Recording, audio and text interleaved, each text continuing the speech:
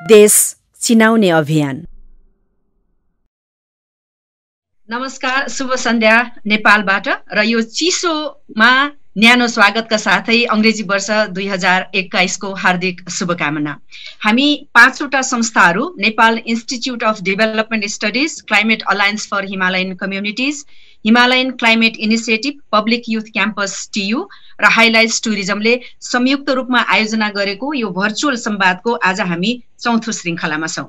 आजको संवादको शीर्षक रहेको छ our strategy to develop tourism after कोभिड-19। आजको यो संवादका अध्यक्ष अग्रज पर्यटन व्यवसायी बसन्त मिश्रज्यू तथा आजका हाम्रा वक्ताहरू नेपाल पर्यटन बोर्डका प्रमुख कार्यकारी अधिकृत डाक्टर धनञ्जय रेग्मीज्यू, नेपाल राष्ट्र बैंकका पूर्व गभर्नर तथा पूर्व पर्यटन सचिव दिपेन्द्र पुरुष ढकालज्यू र पर्यटन बोर्डका पूर्व प्रमुख कार्यकारी अधिकृत तथा पर्यटन विभागका पूर्व महानिर्देशक प्रचण्डमान श्रेष्ठज्यू र यो संवादमा सहभागी सबै आदरणीय महानुभावहरूलाई आयोजक हामी 5 वटा संस्थाका परिवार र मेरो व्यक्तिगत तर्फबाट आभार व्यक्त गर्दै स्वागत गर्न चाहन्छौं। देश विदेशबाट हामीसँग जोडिसक्नु भएको छ। अहिले हामी 38 जना जोडिसकेका छौं। आजको यो संवाद श्रृङ्खलाका अध्यक्ष नेपाली पर्यटन उद्योगका अग्रज पर्यटन व्यवसायी बसन्त मिश्रज्यूलाई म यो सेसनको अध्यक्षता गरिदिनु हुन हार्दिक अनुरोध गर्दछु। धन्यवाद अध्यक्ष। अग्रज पर्यटन व्यवसायी बसन्त मिश्रज्यू, तपाई हामी माझ नयाँ नाम होइन। उहाँ टेम्पल टाइगर ग्रीन रिजोर्टका अध्यक्ष हुनुहुन्छ। साथै उहाँ नेपाल पर्यटन बोर्डका संस्थापक सदस्य तथा Pacific Association of Travel Agents पाटाका आजीवन सदस्य तथा नेपाल एयरलाइन्सका पूर्व बोर्ड डिरेक्टर हुनुहुन्छ। यसैगरी आजका हाम्रा वक्ताहरू डाक्टर धनञ्जय रेग्मीज्यू तथा टिप्पणीकार द्वय दिपेन्द्र पुरुष ढकालज्यू र प्रचण्डमान श्रेष्ठज्यूलाई यथास्थानमा आसन ग्रहण गरिदिनु हुन पनि हामी हार्दिक अनुरोध गर्दछौं। सबैजना वक्ताहरूलाई धेरै धेरै धन्यवाद। विश्वमा फैलिएको महामारी कोभिड-19 का कारण शिथिल बनेको नेपाली पर्यटन उद्योग अब कोरोना कहरपछि कस्तो रणनीति अपनाउँदा बिस्तारै लयमा फर्कन सक्ला भन्ने विषयमा केन्द्रित हुँदै आज हामी प्रस्तुतिहरू सुन्छौं। अब भने हामी नेपाल पर्यटन बोर्डका प्रमुख कार्यकारी अधिकृत डाक्टर धनञ्जय रेग्मीज्यूको प्रस्तुति सुन्छौं। धनञ्जय सर पर्यटन बोर्डमा आउनु अघिदेखि नै एक प्रबुद्ध वातावरण अभियन्ता हुनुहुन्छ र उहाँले जापानको होकाइडो विश्वविद्यालयबाट सन् 2006 मा इन्भाइरोमेन्टल अर्थ साइन्समा विद्यावारिधि गर्नुभएको छ र उहाँको प्रस्तुति पर्यटन गतिविधिलाई लयमा ल्याउनका लागि सामना गर्नु परेका चुनौती र सरकारी रणनीतिका बारेमा केन्द्रित हुनेछ। धनञ्जय सर, अबको 25 मिनट समय तपाईको। Over to you Dhananjay sir. आजको यस भर्चुअल मिटिङको अध्यक्ष ज्यू सँगै हाम्रा वक्ताद्वय अर्को दिपेन्द्र पुरुष ढकाल सर र प्रचण्डमान श्रेष्ठ सर, साथै पर्यटन विज्ञहरू, पर्यटन व्यवसायी र यहाँ हामीलाई सुनिरहनुभएका सम्पूर्ण साथीहरूमा म सर्वप्रथम त हार्दिक नमस्कार गर्न चाहन्छु। म सुरु गरेँ आफ्नो प्रेजेन्टेसन र यसमा चाहिँ मैले मेरो सबभन्दा पहिला मेरो एउटा स्लाइड चाहिँ सेयर गर्न चाहेँ। म आज एउटा सानो स्लाइड बनाएर ल्याएको छु, त्यसलाई नै हेरेर म आफ्नो प्रेजेन्टेसन दिन्छु। Tourism after COVID-19 challenges and strategies भन्ने हिसाबले चाहिँ मेरो टाइटल राखेर अगाडि बढेको छु। आजको दिनमा यो नेपालमा जुन पोस्ट कोभिड टुरिज्मको अवस्था छ, यसमा चाहिँ सबैभन्दा ठुलो समस्या प्राइभेट सेक्टर र गभर्मेन्टको अब अथवा संसारका सबै देशको गभर्मेन्टको भनेको how to attract the tourist भन्ने एउटा क्वेसन छ सबैले भोगिरहेको। र अर्को अब यो हामी प्राइभेट सेक्टरबाट हेर्दाखेरि अथवा गभर्मेन्टबाट हेर्दाखेरि कसरी बोलाउँ भन्ने छ भने यहाँ नेपालमा आउने अथवा नेपालमा ट्राभल प्लान गर्नेलाई am I safe to travel to Nepal भन्ने खालको उनीहरूमा एउटा क्वेसन छ ट्राभलरहरूको अथवा टुरिस्टको। र यसमा चाहिँ के छ भने सबभन्दा बेसिक सल्युसन भनेको नै एकअर्कालाई बुझ्नुपर्छ, एन्ट्री प्रोटोकलहरूको बारेमा हामीले राम्रोसँग चाहिँ बुझाउनु पर्छ र हेल्थ हाइजिन प्रोटोकलहरूलाई चाहिँ बेसरी प्रचार प्रसार गर्नु र आजको सिचुएसनको बारेमा अपडेट गर्नु नै सबभन्दा ठुलो च्यालेन्ज हो। र यसमा नै यो सल्युसन यता छ भने त्यो दुई खालका क्वेसन बोकेर बसिया छ, कसरी बोलाउने, के म सेफ छु भन्नेमा नै केन्द्रित रहेर अबको पर्यटन रहनेछ भन्ने चाहिँ बुझाइ हो। यसमा चाहिँ हाम्रो पनि कुरा के छ भने कि हाम्रो पोलिसीहरू क्लियर छ भन्ने अझ एउटा कुरा छ। हाम्रो गभर्मेन्टबाट जुन घरिघरि जुन पोलिसी आएछ कि त्यो चाहिँ फ्रेन्डली छ, टुरिस्ट फ्रेन्डली छ कि छैन। अर्को चाहिँ हामीले चाहिँ गभर्मेन्टको डिसिजन मेकिङ के सिस्टमेटिक छ र क्लियर छ कि छैन भन्ने अर्को प्रश्न देखिएको छ। त्यस्तै चाहिँ जुन गभर्मेन्टले गरेछ के त्यो प्राइभेट सेक्टर तोसँग खुसी छ, सहमत छ कि छैन, यी पनि एउटा पोस्ट कोभिड टुरिज्ममा देखिएका ठुला समस्याको रूपमा चाहिँ मैले देखेको छु। अनि अझ अर्को प्रब्लम के देखिन्छ भने क्वारेन्टाइनका रुलहरू विभिन्न कन्ट्रीले विभिन्न निकालेको छ, नेपालमा पनि जुन निकालेको छ, इज दिस एफिसिएन्ट? र अर्को चाहिँ यो जुन monitoring, is the clear monitoring regarding the use of the quarantine पनि, क्वारेन्टाइन भनिएको छ तर के त्यसको मोनिटरिङ प्रोसेस हाम्रो राम्रो छ छैन भन्ने छ। अनि के प्राइभेट सेक्टरले यसलाई कसरी लिएको छ भन्ने कुरा छ, जुन क्वारेन्टाइनको रुलहरू आइरहेछ। अनि के हामीले चाहिँ यो बेला यो समयमा कोभिड पोस्ट कोभिड अथवा अहिले कोभिडको समयमा दिने जुन सर्भिसेस छ त्यसमा हामी प्रिपेयर छौँ कि छैनौँ, र त्यस्तै हाम्रो चाहिँ पोलिसी र डिसिजन मेकिङमा क्लियरिटी छ कि छैन भन्ने कुराहरू आजको दिनमा मेजर प्रब्लम रहेको छ। इन्डियन टुरिस्टलाई लिएर हेर्दाखेरि एयर बबलको कुराहरू आएको छ। अब यसलाई how to facilitate and manage this scenario भन्ने थाहा छैन, सबै ठाउँबाट हामीलाई दिएको छैन। अब यसलाई चाहिँ हाम्रो टुरिज्मको फेभरेबल उसमा चाहिँ कसरी फेभरमा कसरी लिएर जान सकिन्छ भन्ने अझ एउटा कन्सर्न छ इन्डियन मार्केटलाई हेर्दा। डिसिजन मेकिङमा हेर्दाखेरि हजुरको क्रस बोर्डर टुरिज्म कसरी प्रमोट गर्ने, त्यसमा त्यसको चाहिँ प्रिपेयर र त्यसको म्यानेजमेन्टमा हामी रेडी छौँ छैनौँ भन्ने कुरा छ। त्यस्तै चाहिँ ल्यान्ड एन्ट्री प्रोटोकल कहिले बनाउने अथवा कहिले चाहिँ यो दुईटै कन्ट्रीले एक्सेप्ट गर्ने र अगाडि बढाउने भन्ने इन्डियन मार्केटमा रहेको एउटा च्यालेन्ज देखिन्छ। अब एराइभललाई हेर्दाखेरि यो वर्ष अब 12 लाखबाट घटेर 2 लाख समथिङ मात्रै पुगेको, यो पनि मार्चसम्म मेजोरिटी आइसकेको, त्यो पछि 14, 15, 20 जना गर्दा यो डिसेम्बरमा आएर 4245 जना नेपाल आएको देखिन्छ। यो भनेको अब अलमोस्ट मार्च पछि त जिरो नै भने बस्नुभयो भने पहिलाकोले अलिअलि हेर्दाखेरि ओभरअल 2,30,085 जना 2020 जनवरीदेखि डिसेम्बरमा आएको देखिन्छ। तर यो मार्च पछि हेर्दाखेरि यो खासै 10,000 पनि पुग्दैन, 5-6 हजारमै सीमित छ। अब यो प्रभावलाई हेरेर जाँदाखेरिमा नेपालमा चाहिँ खास भनेको हामीले गरेको एउटा उसमा चाहिँ टोटल हाराहारी डाइरेक्टली 3 लाख जति चाहिँ तपाईँको रोजगारी 2,72,737 निकालेका थियौँ। तर अब केही छुटपुट होला भनेर हेर्दाखेरि 3 लाख जति डाइरेक्ट रोजगारी र अब त्यसमा इन्डाइरेक्टली 8-10 लाखलाई चाहिँ यसले असर पारेको भन्ने चाहिँ जबमा देखिन्छ। इन्भेस्टमेन्टमा तपाईँको टोटल हामीले निकालेको इन्भेस्टमेन्टलाई अहिलेको टोटल इन्टरप्राइज जति छ त्योसँग हेर्दाखेरि 1 खर्ब 15 अरब देखिएको थियो। तर केही छुटपुट होला भनेर नि त्यो 1.5 खर्बभन्दा नेपालको टोटल इन्भेस्टमेन्टै 1.5 खरबको इन्भेस्टमेन्ट भएको देखिन्छ नेपालमा। र आजको दिनमा यो नै सबभन्दा ठुलो यो होल इन्डस्ट्रीमा यति investment plus 3 lakh plus indirect 10 lakh मेन पावरहरू तपाईँको समस्यामा परेको देखिन्छ। अब रिडक्सन भनेको 99% टुरिस्ट अराइभल मार्च पछि हेर्ने भने रिड्युस भएको छ। रेभेन्यूमा 7 अर्ब मन्थली, यो मैले सुरुमा तपाईँलाई थोरै यसको अहिलेको सिनेरियोहरू अपडेट गराउन चाहे। 7 अर्ब मन्थली लसहरू फरेन एक्सचेन्जमा देखिन्छ भने त्यस्तै चाहिँ तपाईँको इन्भेस्टमेन्टमा चाहिँ 1.5 खर्बको इन्भेस्टमेन्ट छ र त्यसमा 8,285 टुरिज्म इस्टाब्लिसमेन्टहरू अथवा इन्टरप्राइजेसहरू रिस्कमा छन्। र जबलाई हेर्दाखेरि 3 लाख प्लस 10 लाख भन्ने मैले यो चाहिँ आजको सिनेरियो हो। अब मेजर कन्सर्न भनेको यो कहिलेसम्म रहने हो त यो क्राइसिस, अनि how to restart tourism ensuring the safety of the tourist and industry भन्ने कुरो आजको मेजर कन्सर्न। मलाई लाग्छ हाम्रो मात्रै होइन संसारभरिको यही नै हो। How long the crisis remains nobody knows, it's unpredictable, एउटा यो छ। अर्को चाहिँ how to restart tourism ensuring the safety of the tourism and the tourism industry, यो चाहिँ प्रोटोकल र हामीले प्रोटोकललाई हुबहु पालना गर्ने र समयअनुसार त्यसलाई अपडेट गर्नुभन्दा हामीसँग अरू उपाय केही छैन। त्यही भएर WHO को गाइडलाइन, गभर्मेन्टका अन्य स्वास्थ्य मन्त्रालयका गाइडलाइन, यिनलाई लिएर इन्डस्ट्रीको फेभरमा कसरी हुन्छ त्यस्तो खालको प्रोटोकलहरू पहिला बनाइएको पनि केही चेन्ज गर्नुपर्ने हुनसक्छ समयअनुसार, त्यो गर्दै अपडेट गर्दै लाइन र नेपालले फलो गरेको छ भन्ने देखाउनु नै हो।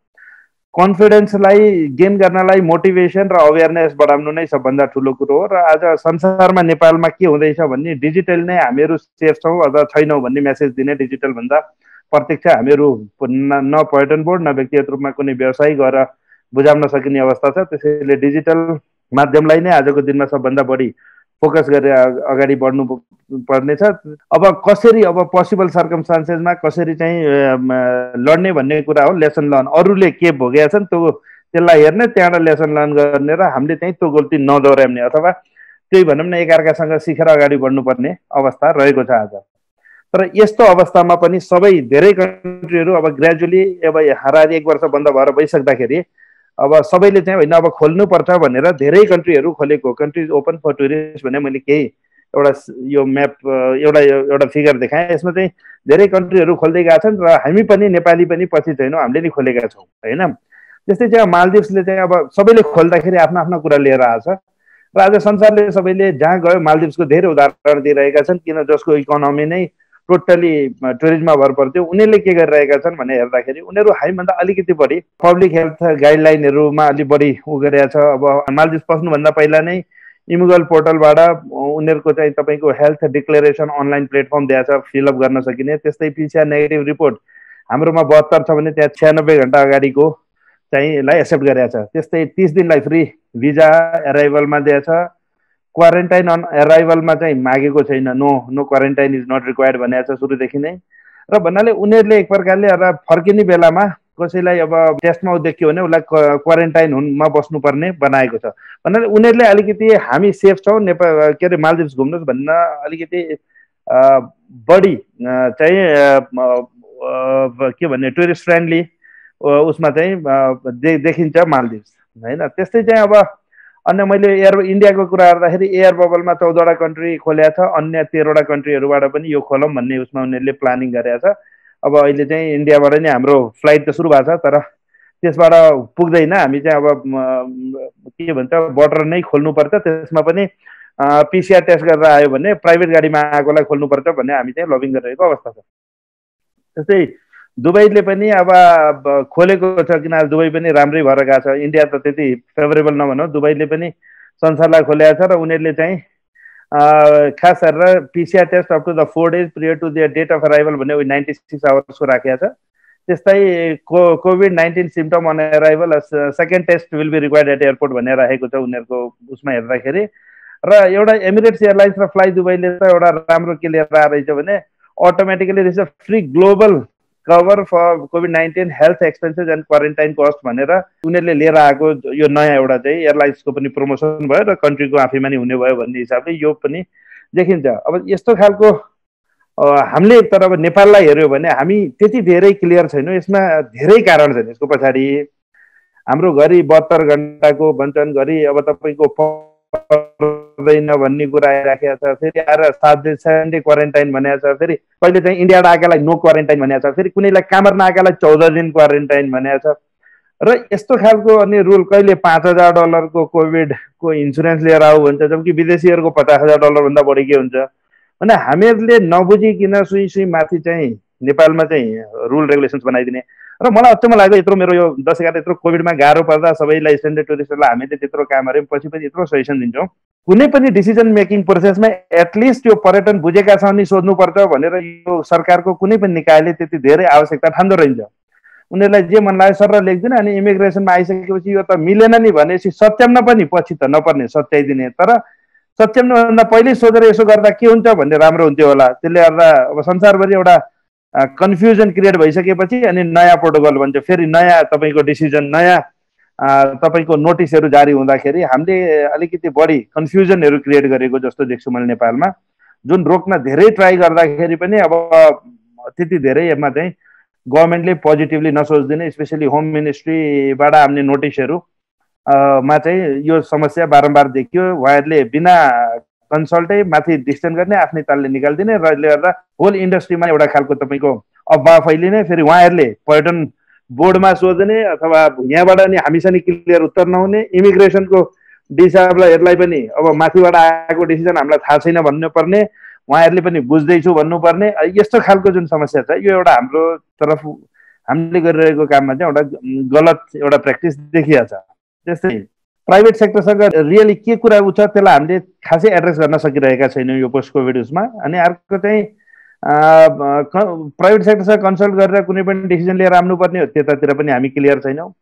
प्राइभेट सेक्टर आज होल तराईको चाहिँ अब बोर्डर क्लोज भए तापनि यसलाई खोल्नुपर्छ र पिसिआर टेस्टहरू नियम बनाएर खोलौँ भन्नेमा सोचाइ राख्दाखेरि पनि हामी त्यतातिर खोल्न नसकेको अवस्था छ। त्यसमा भने हामी डराएर बसिरहेका छौँ। तर त्यस्तै चाहिँ टुर ट्राभल चाहिँ अब अहिले आएर त हामीले खोलियो, यो नि धेरै सङ्घर्ष गरेर नभए यसमा नि लामो समयसम्म क्लियर डिसिजन नभएर बसिराख्यो, माउन्टेन र ट्रेकिङ मात्रै खोल्न सकिएको थियो। अहिले आएर चाहिँ अब टुर ट्राभलहरू पनि खोलिएको छ। त्यस्तै पहिला गरिएका डिसिजनहरूमा बारम्बार कन्ट्राडिक्सनहरू विवादहरू आइरहने चाहिँ देखिया छ। यो खालको अलिकति नेपालको पार्टमा हाम्रो कमीहरू रहेका छन्।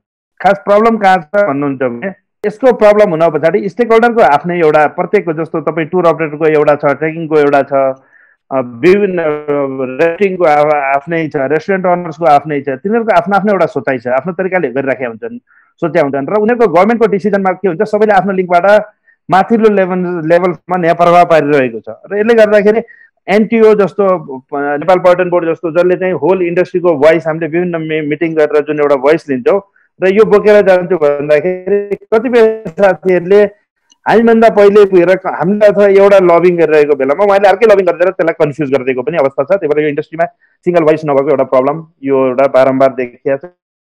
यो सजिलै सबैको एसेस माथिल्लो नीतिगत तहमा अथवा तपाईँको डिसिजन मेकिङ बडीमा उहाँहरूको डाइरेक्ट एसेस हुनाले पनि यस्तो भयो हो जस्तो मलाई लाग्छ। अनि डिसिजन मेकिङमा चाहिँ प्राइभेट सेक्टरको इङ्गेजमेन्ट डाइरेक्टली राम्रोसँग एनटिभीले कोअर्डिनेट गरे तापनि अब त्यति राम्रोसँग भएको छैन अहिलेसम्मको उसमा हेर्दाखेरि। जस्तो त्यसले गर्दाखेरि तपाईँको भिजा इस्युमा ओपनिङ प्रोटोकल्समा अथवा ओपनिङ प्रोटोकलमा स्पेसली धेरै नै कन्फ्युजनहरू भयो र जुन चाहिँ हामीले बारम्बार गरेर त्यसलाई अब क्लियर गर्दै गएका छौँ। त्यस्तै अब कतिपय प्राइभेट सेक्टरबाट चाहिँ केही नयाँ क्रिएटिभ आइडियाहरू लिएर आइपुग्दा, जस्तो चाहिँ यो बिचमा हानले होटल एसोसिएसन अफ नेपालले लिएर आएको tourism team for covid care भनेर टिटिसिसी भन्ने एउटा कन्सेप्ट थियो, जसमा चाहिँ हस्पिटल र होटलले मिलेर कुनै पनि पर्यटक नेपालमा घुम्ने क्रममा बिरामी भएमा उनीहरूको केयर गर्ने भनेर एउटा छुट्टै खालको नेपालको राम्रो इमेज हुने खालको मेसेज दिउँ भन्ने काम गर्न खोज्नु भएको थियो। त्यसमा चाहिँ हेल्थ मिनिस्ट्रीबाट त्यति धेरै पोजिटिभ सुरुमा हुन सकेन। पछि धेरै गरेपछि ल एउटा पोइन्टमा जाउँ भन्दाखेरि त्यो पोइन्टहरूमा कतिपय तपाईँको हस्पिटलहरू त्योमा त्यति एग्री हुन सकेनन्। त्यही भएर यो कता कता हामीले लिएका राम्रालाई नै गभर्मेन्टबाट अलिक पोजिटिभली अगाडि नबढाइँदाखेरि प्राइभेट सेक्टरले लिएको इनिसिएसनहरूलाई पनि हामीले राम्रोसँग त्यसलाई व्यवहारमा उतार्न नसकेको अवस्था पनि छ। अब यो त भयो आजको नेपालको स्टेटस, कुन अवस्था छौँ, टुरिस्ट घटेका छन्, आय घटेका छ, बेरोजगारी बढेको छ, सरकारले नीति नियम लिएर आउँदाखेरि त्यति पारदर्शी त्यति क्लियर भएर ल्याएको छैन, बारम्बार एउटा ल्याइएको कुरा बारम्बार परिवर्तन गर्नुपर्छ र प्राइभेट सेक्टरले खोजेको अथवा गभर्मेन्टले एक प्रकारले दिन्छु भनेको कुराहरू नि पुर्याइएको छैन। र खासै गरेर भन्नु भने प्राइभेट सेक्टरलाई गभर्मेन्टले जुन हिसाबले हेर्नु पर्थ्यो अथवा संसारका अन्य देशहरूले जसरी प्राइभेट सेक्टरलाई सपोर्ट गरिरहेछन् त्यसरी नगरेको अवस्था छ। वाट नेक्स्ट भन्दाखेरिमा रिस्टार्ट, रिभाइभ र रिथिङमा हामीले कसरी जानुपर्छ त भन्नेमा चाहिँ म फेरि थोरै 2-4 स्लाइड चाहिँ देखाउन गएँ। अब आजको दिनमा कसरी अगाडि बढ्ने भन्दाखेरि हामीले पनि युएनडब्ल्युटिओलाई फलो गरिरहेका छौँ। एक प्रकारले के खालको चाहिँ उनीहरूले गरिरहेछन् हामी पनि त्यहाँबाट सिकौँ भन्दैछौँ। र हामी कहिल्यै पनि न हेल्थ हाइजिन प्रोटोकल ल्याउँदा हामी ढिला भयौँ, हामीले टाइममै ल्याएछौँ। हामीले सिचुएसन अपडेटका भिडियोहरू टाइमली दिएका छौँ। माउन्टेनियरिङको पर्मिटहरू चाहिँ सुरुमै दिनुपर्छ भनेर बहराइनको रोयल फ्यामिली आम्दानी हामीले स्पेसल तपाईँको फोर्सफुल्ली नै गरे हो। एकचोटि तपाईँको यो रिटर्न हुँदैन, हामीले यो गभर्मेन्टले यो बेला यस्तो गर्नु हुँदैन, हामी जिम्मा लिन सक्दैनौँ भन्दा नि यसले पोजिटिभ मेसेज दिन्छ भनेर हामीले यसलाई अलिकति बढी नै फोकस गरेर पुसै गरेर यसलाई चाहिँ उहाँहरूलाई आम्न दियो। त पछि बिस्केरै पोजिटिभ मेसेज अहिले मिडल इस्टमा गएको छ। त्यस्तै माउन्टेनको अलिकति छुट्टै खालको गाइडलाइन चाहिन्छ भने माउन्टेनलाई भने हामीले स्पेसल गाइडलाइन बनाएका छौँ IFC-सँग मिलेर। त्यस्तै चाहिँ अब टुरिज्म पनि खास भन्नु चाहिँ नेपालमा आजको दिनमा पार्टी प्यालेस बाहेक अन्य सबै कुराहरू पार्टी प्यालेस नै विधिवत रूपमा नखोले पनि तर वास्तवमा चलि नै रहेका छन्। मैले पनि यो बिचमा 2-4वटा बिहाका पार्टीहरू पार्टी प्यालेसमै गएर एटेन्ड गरेका छु, तर पनि अब गभर्मेन्टको कागजमा नआए पनि खुलिसकेका छ भन्नाले एक प्रकारले टुरिज्मको सबै खालका सेक्टरका टुरिज्महरू नेपालमा खुल्या छ। र अब इन्डस्ट्री चाहिँ समहाउ अब अलिकति उत्साह अलिकति थपिएको देखिया छ। त्यस्तै अब यो रिस्टार्टको केसमा त थियो, रिभाइभको केसमा पनि फेरि हामी युएनडब्ल्युटिओले के गरिरहेको छ भनेर त्यता उनीहरूलाई पनि हेर्दैछौँ। यतातिर नेपालमा नि हामीहरूले चाहिँ विभिन्न खालको रिभाइभल टास्क फोर्सहरू टुरिज्मको बनाएर त्यसमा चाहिँ त्यसबाट वर्कआउट गरिरहेका छौँ। अब हामीले एयरपोर्टलाई ध्यानमा राखेर बुद्धिज्म टुरिज्म प्रमोसन कमिटी बनाएका छौँ। त्यस्तै हामीले यसको चाहिँ ओभरअल ब्रान्डिङ लगायत जुन जुन भोलिका दिनमा गर्नुपर्ने कामहरू आजै अलि फुर्सदमा गरेर सिद्ध्याउँ भन्ने त्यतातिर लागेका छौँ। त्यस्तै हामीले पोखराको पनि ब्रान्डिङ सबै गरेर चाहिँ भ्याएका छौँ।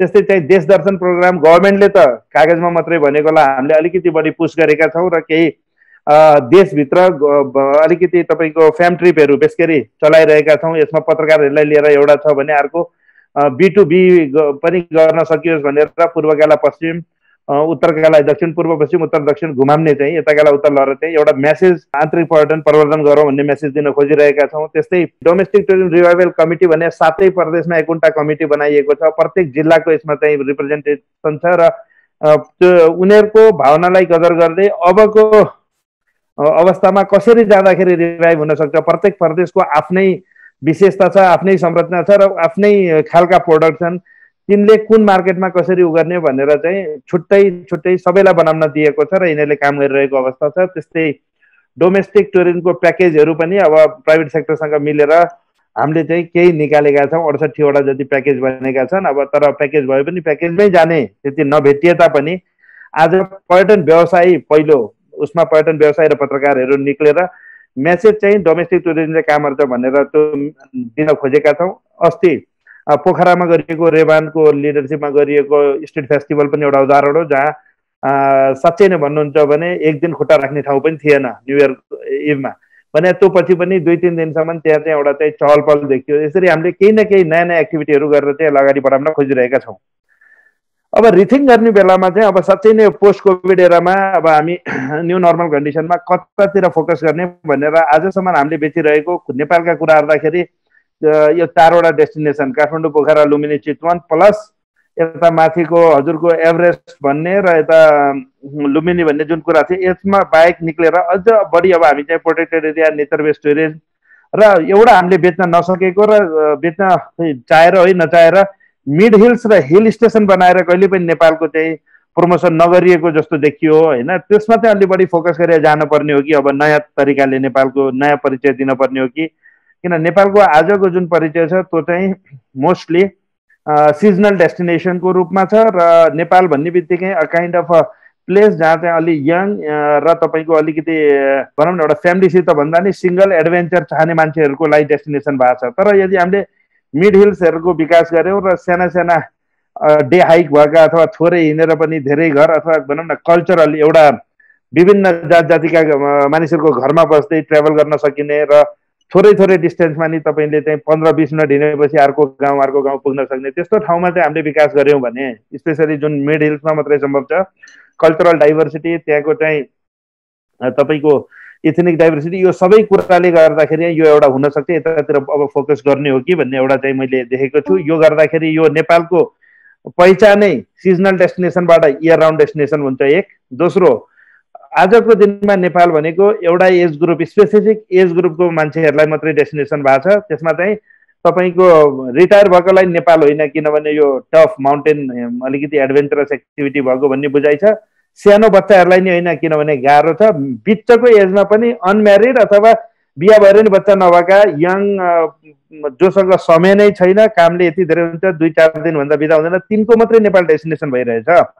तर हामीले यदि यसलाई चाहिँ मिड हिल्सहरूलाई विकास गऱ्यौँ भने यो इयर राउन्ड डेस्टिनेसन हुन्छ 60 वर्ष कटेकालाई नि। सो हामीले चाहिँ त्यस्तै अब अर्को क्वालिटी सर्भिस क्वालिटीको स्ट्यान्डर्डाइजतिर अहिले हामीले काम पनि गरिरहेका छौँ र सबै इन्डस्ट्री मिलेर सबै एसोसिएसन मिलेर काम गर्नुपर्ने छ। पोलिसी फर्मुलेसन र एमेन्डमेन्टतिर पनि वान डोर पोलिसीहरू बनाउने भन्ने हिसाबले हामीले काम गरिरहेका छौँ र अब यो चाहिँ समय हो जब हामीले नेपालले पहिलो पटक अन्तर्राष्ट्रियबाट आन्तरिक पर्यटनले पनि सपोर्ट गर्छ भनेर त्यतातिर काम गर्नुपर्ने देखिन्छ। र साँच्चै भन्ने हो भने नम्बर अफ उसमा हेर्दाखेरि आन्तरिक पर्यटनले 6 गुणा बढी तपाईँको चाहिँ 100 जना अन्तर्य 600 जना आन्तरिक पर्यटकहरू घुम्न निक्लेको देखिन्छ संसारभरि भने नेपालमा नि त्यो छ, त्यसको डाटा नभएर हो। त्यस्तै कुनै पनि उसबाट यो रिकभरीमा यसले गर्दा आन्तरिक पर्यटन प्रबन्धन गर्न छिटो रिटर्न हुन सक्छ भन्ने चाहिँ मेरो बुझाइ छ।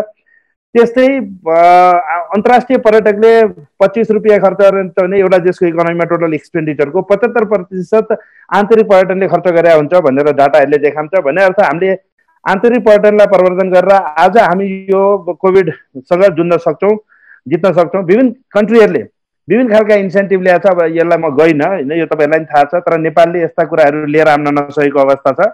तर पनि नेपालले आजको दिनमा हामीले 2 दिनको विकेन्ड कल्चरलाई प्रमोट गरौँ भन्ने अलमोस्ट काम गरेका थियौँ। त्यो चाहिँ अलिकति अब फाइनलाइज हुनुभन्दा पहिले मन्त्रीज्यू हुनुभयो भने मन्त्रीले त्यसलाई अगाडि बढाउनु होला नि भन्ने ल्याएको छु। त्यस्तै हामीले डोमेस्टिक टुरिज्मलाई अलिक फोकस गरेर सिस्टमेटिक वेमा अगाडि बढाइयो भने नेपाल आजको यो समस्याबाट जुझ्न सक्छ भन्नाले डोमेस्टिक टुरिज्मलाई अलि बढी कमर्सियलाइज गर्नुपर्ने देखिएको छ। मैले यसलाई 3 भागमा बाँडेर वे फरवर्डमा हेरेको छु। एउटा इमिडिएटली नेपालमा रिस्टार्ट भयो टुरिज्म भन्ने मेसेज दिने, जुन हामीले गरि नै सकेका छौँ। सेकेन्ड फेजमा कन्फिडेन्स गेन गर्ने, यो टाइम कन्फिडेन्स गेन गर्ने टाइम हो, यो जुनमा हामी लागिरहेका छौँ, तपाईँ हामी सँगै लाग्नुपर्ने छ। नेपाल चाहिँ अब ब्याक आउनलाई समय, मैले माथि 1, 2, 3, 3देखि 6 र 6 महिना भनेर अर्को पछि राखेका थिएँ, तर यो समय लामो पनि हुनसक्छ, छोटो नै होइन। तर अहिले हामी चाहिँ कन्फिडेन्स गेन गर्ने बेलामा छौँ स्टेजमा। यसैको यो डिटेल हो, यसमातिर म धेरै जान चाहिनँ। तर जे होस्, यसमा चाहिँ अब मोटिभेसनलाई के गर्ने होइन, मार्केटिङलाई अब एग्रेसिभ मार्केटिङ कसरी जाने, पोस्ट कोभिडको प्याकेजहरू कसरी अगाडि लिएर आउने, कसरी डिस्काउन्ट र कसरी मोटिभेट गर्ने मान्छेलाई घुम्न भन्ने कुराहरू नै छन्, र सर्भिसलाई अझ पहिलाभन्दा अझ राम्रो बनाएर लिएर जाने भन्ने कुराहरू हो। लङ रनमा चाहिँ अब तपाईँको ओभरअल ग्रिन रिकभरी एप्रोचहरू जानुपर्ने हो कि टुरिज्म मार्केटको सेगमेन्टेसनतिर जानुपर्ने हो कि त्यस्तै चाहिँ कुनै कुनै ठाउँमा high value low volume in special area, कुनै ठाउँमा चाहिँ स्पेसल कोड अफ कन्डक्टहरू लिएर अगाडि जानुपर्ने हुनसक्छ। त्यस्तै कहीँ स्पिरिचुअल टुरिज्मको कुराहरूलाई अलि बढावा दिनुपर्ने होला भन्ने पनि छ। अब यसमा चाहिँ मेरो भनाइ अबको ऊ भनेको मोस्टली हामीले मिड हिल्समा फोकस गरेर अगाडि बढायो भने नेपालले चाहिँ पक्कै पनि छिटै रिकभर गर्न सक्छ होला भन्ने छ। र पहिलो फेजमा हामी इन्डिया र चाइनालाई फोकस गरौँ र मिड हिल्सलाई नै टार्गेट गरौँ, इन्डियन टुरिस्टलाई, किनभने इन्डियाको आज पनि सिमला, तपाईँको मसुरी, दार्जिलिङहरू भरिभराउ छन्। नेपालका त्यस्ता ठाउँहरू धेरै भएकोले तिनलाई विकास गरियो भने हामी छिटो चाहिँ रिकभर गर्न सक्छौँ। चाइनाको त गभर्मेन्टले पोलिसीमा खोल्यो भने धेरै आउन चाहनेछन्, तर रोकिएको छ गभर्मेन्ट, चाइनिज गभर्मेन्टको पोलिसीले। आजको दिन नेपालको गभर्मेन्ट पोलिसीले मात्र नभएर अन्तर्राष्ट्रिय पोलिसीले नै असर गर्ने हुनाले त्यसलाई धेरै अगाडि बढ्नुपर्ने छ। ल, मैले सिद्धाएँ अनिताजी, धन्यवाद। धेरै धेरै धन्यवाद नेपाल पर्यटन बोर्डका प्रमुख कार्यकारी अधिकृत डाक्टर धनञ्जय रेग्मीज्यूलाई। र उहाँको प्रस्तुतिमा मैले धेरै भनिरहनु परेन, हाम्रो पोलिसी चाहिँ कति स्पष्ट छ र क्वारेन्टिनका रुलहरूमा चाहिँ हामी अझै हाम्रो चुनौती रहेको, के म सेफ छु भन्ने कुरालाई अब त्यो ग्यारेन्टी गर्नको लागि, र 99% डिडक्सन भएको छ, 12 लाखबाट घटेर 2,30,000मा आएको भन्ने कुरा, र पर्यटन उद्योगको ह्युमन रिसोर्सेसहरू कति रिस्कमा छन् र अब कसरी रिस्टार्ट गर्ने, रिथिङ्क गर्ने भन्ने कुराहरू, रिभाइभ गर्ने भन्ने कुराहरू उहाँले गर्नुभयो। र देश दर्शनको एउटा पोइन्ट चाहिँ, देश दर्शनको सरकारले चाहिँ त्यसलाई अगाडि नबढाए पनि टुरिज्म बोर्डले चाहिँ अलिकति यसलाई पुस गरिरहेको भनेर उहाँले भन्नुभयो। र वे फरवर्डमा 3टा फेजमा उहाँले इमिडिएट, इन्टरमिडिएट र लङ टर्मको चाहिँ हामीलाई सुनाउनु भयो। अब भने हामी नेपालको पर्यटन उद्योग अथवा पर्यटन क्षेत्रका म ज्ञाता भन्न रुचाउँछु, प्रचण्डमान श्रेष्ठ सरबाट सुन्छौँ। आज धनञ्जय सरले प्रस्तुत गर्नुभएको यो प्रस्तुतिमाथि र उहाँको आफ्ना अभिव्यक्तिहरू अब हामी सुन्न चाहन्छौँ। प्रचण्डमान सर लाई हामीले चिनाइरहनु पर्दैन, उहाँ पर्यटन क्षेत्रमा उहाँको संलग्नता 3 दशक भन्दा बढीको छ र उहाँ नेपालको पर्यटन बारे एक प्रबुद्ध तथा जानकार व्यक्तित्व हुनुहुन्छ र पर्यटन बोर्डको उहाँ पूर्व प्रमुख कार्यकारी अधिकृत तथा पर्यटन विभागका पूर्व महानिर्देशक हुनुहुन्छ। प्रचण्डमान सर, अबको 12 मिनट समय तपाईँको, over to you Prachandaman sir. Thank you Anitaji. यो कार्यक्रमका अध्यक्ष गरिरहनु भएको बसन्तज्यू र सम्पूर्ण सहभागी साथीहरू, नेपाल पर्यटन बोर्डका सिइओज्यूले जुन प्रेजेन्टेसन गर्नुभयो is very structured, they well defined, यसको कभरेज इज भेरी कम्प्रेहेन्सिभ, त्यसमा कमेन्ट गर्ने ठाउँ छैन। र बिच त्यसमा 2-4वटा मात्रै म हाइलाइट गर्न चाहन्छु एज एन एडिसन्स। त्यो एरिया सायद हामीले डिल गर्न सक्यौँ भने it will be much more better. First question is, यो अहिलेको कोभिडको impact is very historical impact in the tourism industry globally हो। यसले के छोड्यो भन्दाखेरि 2टा शब्द यसले छोडेको छ एज ए स्कार, घाउको रूपमा। एउटा फियर, डरको level which is very abstract and psychological हो, त्यो टुरिस्टको लागि पनि र होस्ट कम्युनिटीको लागि पनि, डेस्टिनेसन कम्युनिटीको लागि पनि फियर। त्यसकारण हाम्रो होल स्ट्राटेजिक एप्रोच इन टुरिज्मको फर्दर गर्नको लागि चाहिँ how we can minimise, address और म्यानेज द फियर फ्याक्टर भन्ने पार्ट्स एउटा हाम्रो हुनु जरुरी छ। परह्याप्स उहाँले त्यो प्रयास त्यसैमा केन्द्रित पनि भएको छ। अनि दोस्रो शब्द चाहिँ के भने, फर द इन्डस्ट्री जो चाहिँ बिजनेस ओरिएन्टेड हुन्छ, त्यो होटल होस् वा सानो स्मल अन्टरप्रिन्यर किन नहोस्, उसको चाहिँ केही रिस्क उसले लिएको हुन्छ एज इन्भेस्टर्सको रूपमा। र इन्भेस्टर्सको रूपमा रिस्क लिँदाखेरि बिजनेसले नभई नहुने फन्डामेन्टल के खोज्छ भने द सर्टेन्टी अफ द रिटर्नको सर्टेन्टी चाहिँ यो कोभिडको इम्प्याक्टले चाहिँ यति इन्टेन्सिफाई चाहिँ अनसर्टेन्टी बनायो। उहाँको प्रेजेन्टेसनमा पनि छ त्यसकारण हाम्रो यो टुरिज्मको चाहिँ post covid tourism strategy is to be focused very clearly on two words, how we can address fear to certain extent, to manageable extent, and how we can manage and keep under control the element of uncertainty भइदियो भने private सेक्टरको लगानीलाई पनि हामीले केही confidence build up गर्न सक्छौं र as a customers टुरिस्टको लागि पनि डेस्टिनेसनमा वेलकम गर्नको लागि फियरलाई चाहिँ के न के एड्रेस गर्न सक्छौं भन्ने हिसाबबाट यो फन्डामेन्टल कुराहरू भए। अब त्यसपछि दोस्रो पोइन्ट चाहिँ म के उठाउन चाहन्छु भने उहाँको प्रेजेन्टेसन हिजोसम्मको लागि ठिक थियो। आज संसारमा कमसे कम 5वटा 6वटा चाहिँ भ्याक्सिन्सहरुको डेभलप भएको सूचना आएको छ। सो हाम्रो प्रोटोकल अथवा इन्ट्री फर्मालिटी अथवा फ्रन्टियर फर्मालिटीज को प्रोटोकलमा आर वी नट भन्ने चाहिँ आज क्लियर गर्नु जरुरी छ। यो एक एक क्षण र दिनमा फरक हुन्छ। Are we going to put it requirements of vaccine लिएकोलाई मात्रै हामी इन्टर गर्छौं, दैट मिन्स यसले कहाँ लिड गर्छ भने दोस्रो पोइन्ट सँगसँगै नै मेरो प्रेजेन्टेसन नेपालको national position relating to the covid impact is not clear. उहाँको प्रेजेन्टेसनमा उहाँले त्यही भन्नु भएको छ, सरकारका विभिन्न निकायहरू संलग्न छन्। यसमा फोर फ्रन्टमा छ हेल्थ सम्बन्धी एजेन्सी। हेल्थ सम्बन्धी एजेन्सीले जुन किसिमको नेपालको स्ट्याटस र सिचुएसन्स र डाटालाई डिसिमिनेट गर्छ, त्यो डिसिमिनेट गरेको चाहिँ हामी टुरिज्मले त्यसलाई कसरी त्यहाँ प्रेजेन्टेसन गर्छौं त नोबडी क्यान, हामीले त्यसमा चाहिँ डाटालाई म्यानिपुलेट गर्न पाइँदैन।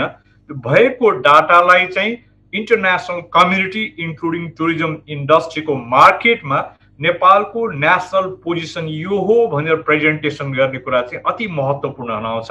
त्यसैलाई नै अहिलेको मार्केटिङ स्ट्र्याटेजीको लिनुपर्ने हुन्छ। अश्विनीजीले सुरुमै क्वेसन पोज गर्नु भएको छ। हाम्रो अश्विनीजीले एउटा सानो स्पेसिफिक ठाउँलाई लिएर डेस्टिनेसन लिएर भने अर्को साथीले हाम्रो मार्केटिङमा फोकस गरे बेस हुन्थ्यो भन्ने सुशील अवालेजीले उठाउनु भएको क्वेसनलाई मैले हेर्न खोजेँ।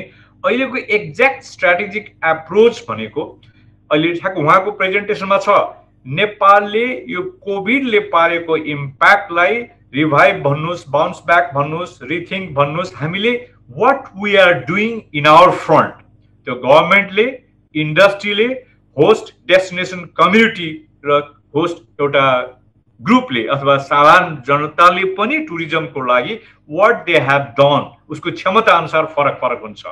त्यो क्षमता अनुसार अहिलेसम्म गरिसकेको काम यो हो र अब केही डेज अथवा मन्थ र इयरमा गर्न पाइपलाइन भएको एक्सन्स र बिहेभियर यो हो भन्ने कुरालाई यो गरिसकेको र गर्न खोजेको दुईटालाई चाहिँ एकुमुलेट गर्ने जिम्मा चाहिँ एनटिओ को हुन्छ र त्यो एनटिओ ले यो इन्फर्मेसनलाई चाहिँ national positions relating to tourism and national position relating to covid versus tourism को रूपमा चाहिँ मार्केटिङ स्ट्र्याटेजीको रूपमा म्यासिभ डिसिमिनेसन्स को चाहिँ टाइम हो जस्तो मलाई लाग्छ।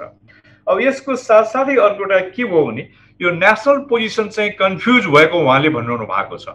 आज हेल्थ मिनिस्ट्रीले चाहिँ नो नो भन्ने, हामीले चाहिँ यस यस भन्ने, इन्डस्ट्रीले चाहिँ खोल्नु पर्यो भन्ने खोल्ने बेला भएको छैन भन्दा यो कन्फ्युजनको स्टेट चाहिँ major challenge for the NTO. त्यसकारण Nepal tourism board as a NTO को रूपमा हाम्रो आन्तरिक रूपमा यो भइरहन्छ, दिस रियालिटी हो। तर त्यो चिज सबैलाई समेटेर उहाँले एक्ज्याक्टली भन्नु भएको छ, single voice represents the national position.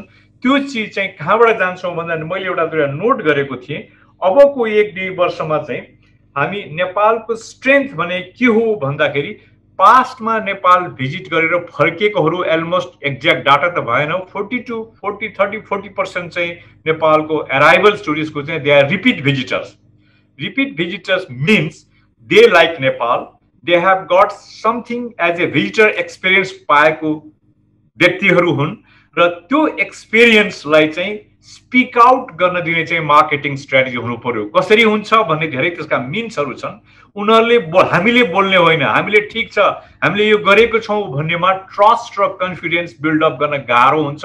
अर्को चाहिँ हाम्रो त्यो आउटरिच पनि धेरै कम हुने भएको हुनाले इट इज भेरी इजी नेपालमा विगतहरूमा आएर फर्केर गएको चाहिँ विभिन्न फिल्डका केही भिजिटर्सहरूको ट्र्याक डाउन गर्न सकिने स्थिति छ। Let them speak by their own words. अहिलेको टाइममा नेपालको क्षमता के छ, नेपालले गर्न खोजेको के छ, नेपालको लागि सिग्निफिकेन्ट टुरिज्म के छ, त्यसकारण यो डुज एन्ड डन्स को प्रोटोकल पनि भन्छौँ त्यसलाई, त्यो आधारमा नेपाल गए पनि प्रिपेयर्ड भयो, नेपाल इज प्रिपेयर्ड भन्ने पोर्सन चाहिँ not speaking by ourselves but make them speak through them by using different modes and methods हरु प्रयोग गर्नुपर्ने मैले देखेको छु। अब त्यही सिलसिलामा चाहिँ अर्को एउटा पार्ट पोर्सन के भने अब उहाँले प्रेजेन्टेसनमा जस्तो नेपालमा पहिला 2019 अथवा 20 को मार्चसम्म चाहिँ 29 फरेन एयरलाइन्सले नेपाल कनेक्ट गरेको थियो। Because without connectivity forget about the international visitors of tourism भन्छौँ हामी, किनकि नेपाल आउने मध्ये सर्फेस मोड भन्दा एयर मोडबाट आउने चाहिँ almost it is more than 70-80% जति हुन आउँछ। Until we could address this issue of the connectivity, 29 foreign international airlines मध्ये अहिलेसम्म एउटा दुईटा कसले ओपन गरिसकेको छ, they have resumed their flight र अब पाइपलाइनमा 5-7 वटा पनि छन् र यसको टाइम फ्रेममा हामीले चाहिँ हाम्रो प्रमोसन, हाम्रो message dissemination is to be linked. हामी अगाडि आउँछौँ, डिमान्ड क्रिएट हुन्छ, त्यसलाई चाहिँ एड्रेस गर्ने कनेक्टिभिटी भएन, द्याट ब्याकफायर्स। अथवा हामीले चाहिँ मान्छे चाहिँ आउँछ भनेर बेपत्तासँग कनेक्टिभिटी बढ्यो, हाम्रो डिमान्ड भोल्युम कम भयो भने इन्डस्ट्रियल कन्फिडेन्स लुज हुन्छ। So the next challenge in the strategic approach of tourism developing Nepal चाहिँ के भने यो डिमान्ड र सप्लाईलाई ब्यालेन्समा राख्नु चाहिँ ठुलो चुनौतीको रूपमा लिनुपर्छ र स्ट्राटेजीले त्यसलाई एड्रेस गर्नुपर्छ, किनकि इन्डस्ट्रीको कन्फिडेन्स त्यो बेला बिल्डअप हुन्छ जुन बेला चाहिँ उसले चाहिँ सब्स्टेन्शियल भोल्युम अफ डिमान्ड चाहिँ उसले पाउँछ अथवा कति पर्सेन्टसम्मको ब्रेक इभन उसको आफ्नो प्रडक्टमा हुन्छ, त्यो ब्रेक इभन ल्याइदिन सक्यौँ भने उसको कन्फिडेन्स रिबिल्ड हुन्छ, त्यसपछिको काम चाहिँ उसको प्रफिटमा टर्न हुन्छ र प्रफिट मात्रै नभए पनि लस मात्रै नभए पनि that should be our target in our strategic approach भनेर हाम्रो इन्डस्ट्री फोकस चाहिँ गर्न सक्छौँ। अब आयो प्रडक्ट फोकसमा उहाँले एउटा उठाउनु भएको छ, प्रेजेन्ट गर्नु भएको छ के भनेदेखि मिड हिललाई चाहिँ लोकेसन स्पेसिफिक रूपमा जाँदाखेरि बेस हुन्छ। नेपालको कन्टेक्स्टमा यो स्ट्राटेजिक एप्रोच 3टा अपर्च्युनिटी अथवा 3टा अल्टरनेटिभ देखिएको छ। एउटा प्रोभिन्स वाइज चाहिँ लोकेसन स्पेसिफिक प्रडक्ट डेभलपमेन्ट गर्नलाई हामीले चाहिँ पोलिसी बनाउने वा एन्करेज गर्ने वा त्यसमा चाहिँ एक्सन्सहरू जाने हो कि एउटा। दोस्रो चाहिँ के भने त्यसमा चाहिँ टुरिज्मको मार्केट सेगमेन्ट अनुसार एडभेन्चर टुरिज्म अथवा हाई माउन्टेन टुरिज्म अथवा चाहिँ मिड हिल टुरिज्म अथवा प्लेन ल्यान्डको तराई टुरिज्मको रूपमा जाने हो भने दोस्रो अल्टरनेटिभ हो भने। तेस्रो अल्टरनेटिभ के हुन सक्छ र ग्लोबल यो अहिलेको चाहिँ रिसर्चले देखाएको चाहिँ immediate bounce back is to be focused on more on 2 segment भन्ने छ। एउटा सेगमेन्ट भनेको चाहिँ बिजनेस सेगमेन्ट। बिजनेस सेगमेन्ट भनेको आफ्नो पैसा खर्च गर्न नपर्ने, उसको इन्स्टिट्युसन्सको एक्सपेन्सेसमा चाहिँ ट्राभल गर्ने एउटा वातावरण बन्छ। त्यसकारण यसमा हाफ द उसको फेयर इज एड्रेस्ड र हाफ द उसको चाहिँ प्रेसर पनि पर्न आउँछ भावनाले। यो बिजनेस सेगमेन्टलाई चाहिँ we have to focus on the marketing strategy. 1 number 2 नेपालको पनि नेप्लिज डायस्पोरा बाहिर गइसकेको हुनाले VFR is another motive. Visiting friends and रिलेटिभ्सको चाहिँ मोटिभबाट चाहिँ ल्याउन सक्ने पनि प्रशस्त सम्भावना देखिन्छ। त्यही apart from the domestic tourism अलावा हामीले इन्टरनेसनल टुरिज्ममा फोकस गर्दा सेगमेन्ट वाइज चाहिँ लोकेसन स्पेसिफिक एउटा एस्पेक्ट हो। दोस्रो एस्पेक्ट चाहिँ बिजनेस एन्ड VFRलाई हामीले टार्गेट गर्न सकिने स्ट्राटेजी, सायद त्यो कम्प्लिमेन्ट उहाँकोमा छुटेको कम्प्लिमेन्ट गर्न सकिन्छ, एडभेन्चर परेको छ। तेस्रो अर्को एउटा मेरो लास्ट पोइन्ट के छ भने नेपालको टुरिज्म डेभलपमेन्टको कोभिड भएको बेलामै नभएको बेलामा चाहिँ logistic is a great issue for us. कुनै पनि ट्राभल कम्पनीलाई सोध्नुहोस् काठमाडौँमा आएर उसले चाहिँ कर्णालीको मुगुमा रारामा किन जाने, the cost is so high and risk is so high. त्यसले गर्दा ऊ इकोनोमिकल्ली अथवा बिजनेस प्याकेजको रूपमा चाहिँ भाइबल हुनै सक्दैन। तसर्थ हामीले यही बेलामा चाहिँ 2टा एयरपोर्ट आउँदैछ इन्टरनेसनल रूपमा हुन सक्ने, भैरवाको एयरपोर्ट, पोखराको airport. And if it is possible म चाहिँ सजेस्ट के गर्न चाहन्छु भने एक्जिस्टिङ इस्ट टु वेस्टको एयरपोर्ट्सहरू जुन धनगढीदेखि तपाईँको विराटनगरसम्मको airport as it is where it is नै होस्, त्यो चिजलाई यदि फन्डामेन्टल 3-4वटा कुराहरू मात्रै इन्टरभेन्सन गरेर चाहिँ if you can announce international पनि त्यसलाई ठुलो बनाउने होइन, त्यसमा एयरक्राफ्ट टाइप्स कुन चल्छ भने सानै एयरक्राफ्ट चल्छ नो म्याटर, तर त्यो हुँदाखेरि क्रस बोर्डर इन्डियाको बोर्डरिङ एरियामा जुन एयरपोर्ट डेभलपमेन्ट भएको छ त्यहाँबाट हाफ एन आवर 15-20 मिनटको 1 घन्टाको फ्लाइटमा चाहिँ त्यहाँ क्रस बोर्डर फ्लाइट चल्न सक्यो भने हाम्रो स्ट्राटेजिक एप्रोच अफ डिसिमिनेसन र जियोग्राफिकल डिस्पर्सलको चाहिँ यो कोभिड पछिको पोसिबिलिटी कहाँबाट आउँछ भनेदेखि पटनाबाट भैरवा अथवा दिल्लीबाट धनगढी को फ्लाइटहरू भयो भने तपाईँ कर्णाली प्रदेश र सुदूरपश्चिमको प्रदेशलाईको जति पनि एट्र्याक्सन्सलाई कस्ट इफेक्टिभ बिजनेस प्याकेजमा टर्न गर्न भाइबल हुन्छ। अदरवाइज होइन, दिल्लीबाट काठमाडौँ आएर काठमाडौँबाट फेरि धनगढी गएर धनगढीबाट मुगु जानु पर्यो भने दिस टु एक्सपेन्सिभ, जान सक्दैन इन्टरनेसनल टुरिस्टको लागि। एक दोस्रो, डोमेस्टिक टुरिज्मको लागि पनि काठमाडौँको मान्छेलाई रारा जानुभन्दा ब्याङ्कक 7 दिन जाँदाखेरि चाहिँ इज मोस्ट कस्ट इफेक्टिभ पर्न जाने भएको हुनाले यो बिजनेस पर्सपेक्टिभबाट टुर प्याकेजहरू हेर्नुपर्ने चाहिँ अति महत्त्वपूर्ण छ। यही कोभिडको टाइममा चाहिँ this is golden opportunity for us. The last one एउटा मात्रै मैले एउटा पोइन्ट उठाउन चाहेको छु। यो सबै ग्लोबली रिसर्चबाट के देखाएको छ भने post covid strategy is to be more adoption of the information technology, IT digitisation कुराहरू आएको छ।